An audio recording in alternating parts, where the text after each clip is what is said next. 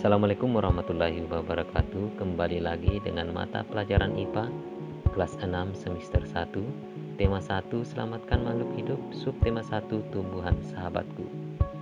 Kompetensi dasar 3.1 Membandingkan cara perkembangbiakan tumbuhan dan hewan. Materi pokok mengidentifikasi perkembangbiakan generatif melalui gambar. Mari kita bahas dengan pendalaman materi. Perkembangbiakan tumbuhan dibagi atas dua, yaitu secara generatif dan secara vegetatif.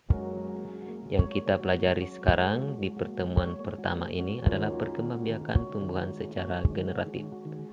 Bagaimana dengan perkembangbiakan secara generatif pada tumbuhan? Diawali dengan proses penyerbukan, yaitu jatuhnya serbuk sari ke kepala putik. Selanjutnya ditandai dengan adanya biji.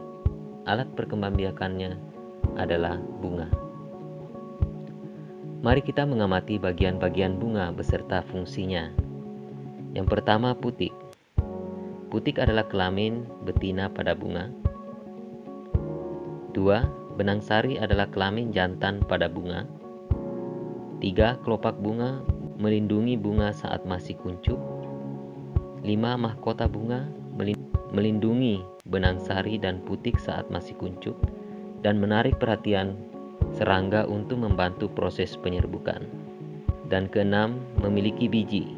Biji termasuk alat perkembangbiakan tumbuhan secara generatif. Biji sendiri dibagi atas dua. Menurut keping bijinya, tumbuhan monokotil atau berkeping satu, tidak terbelah. Contohnya ada jagung, padi, kelapa, salak, yang memiliki ciri-ciri berakar serabut, tulang daunnya sejajar, batangnya tidak berkambiun, batang tidak bercabang, bunga berkelipatan 3 dan kotiledonnya 1. Selanjutnya tumbuhan dikotil atau berkeping 2. Bisa dilihat pada contoh tanaman kedelai, kacang tanah, tomat, cabai, jeruk, dan masih banyak yang lain. Yang memiliki ciri-ciri memiliki sepasang kotiledon, berakar tunggang, batang berkambiun, bunga memiliki kelipatan 4 atau 5, batangnya bercabang. Tumbuhan yang berkembangbiak secara generatif selalu diawali dengan proses penyerbukan, yaitu jatuhnya serbuk sari ke kepala putik. Setelah terjadi penyerbukan pada serbuk sari, tumbuh bulu serbuk sari menuju ke ruang bakal biji. Kemudian sel kelamin jantan atau spermatozoid masuk ke ruang bakal biji melalui bulu serbuk sari. Di dalam ruang bakal biji terjadi pembuahan. Hasil pembuahan adalah zigot. Zigot berkembang menjadi lembaga atau disebut dengan kotiledon. Bakal biji berkembang menjadi biji, bakal buah berkembang menjadi daging buah.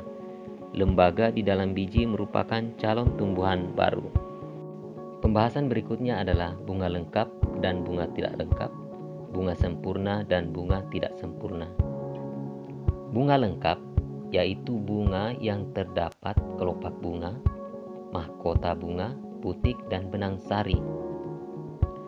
Sedangkan bunga yang tidak lengkap dalam satu bunga yang tidak memiliki salah satu seperti kelopak bunga, mahkota bunga, putik, dan benang sari.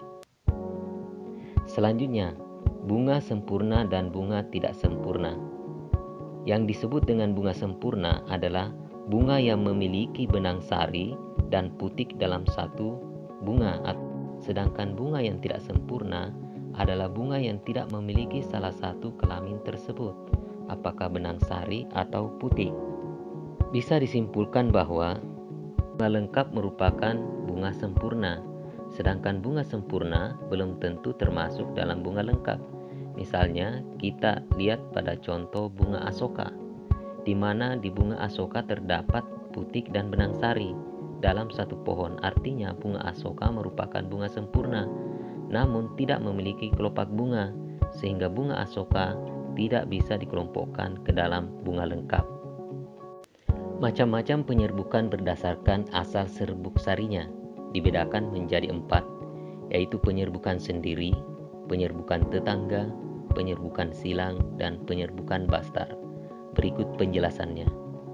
Penyerbukan sendiri adalah penyerbukan yang terjadi bila serbuk sari berasal dari bunga itu sendiri.